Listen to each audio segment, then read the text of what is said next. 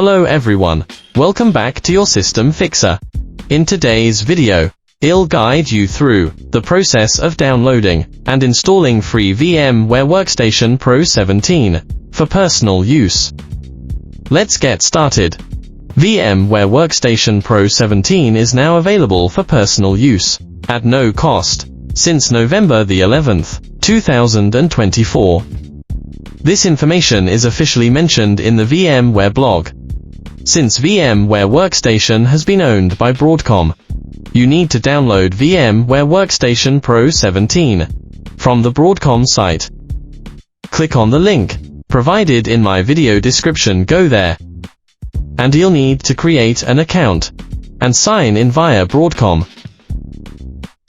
You can use your personal email. Input your email address in the box, enter the text from the image, and click on Next. Now, you need to verify your email. Enter the verification code. Then, fill in all the necessary details to complete your registration, including first name, last name, country, and password. Accept the terms of use, and click on Create Account. Now, you have successfully created your account. Okay, now, you can log in to your Broadcom account.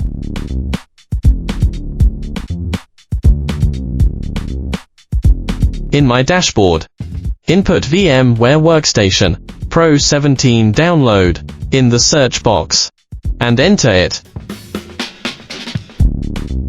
After that, scroll down the right sidebar to find and click the link that says something like Download and License VMware Desktop Hypervisor. In the new page, scroll down to the VMware Workstation Pro download link and click it. Now, you can choose which operating system you want to download. VMware Workstation 4, like Windows. Expand the category. Now that we're on the Downloads page, find the latest version of VMware Workstation Pro, which is currently 17. Click the version number you want to download. Then click the download icon. Select a location to save the file. It will take some time to download, depending on your internet speed. Once the download is complete, let's proceed with the installation. Launch the setup file, and allow the necessary permissions. Follow the installation wizards.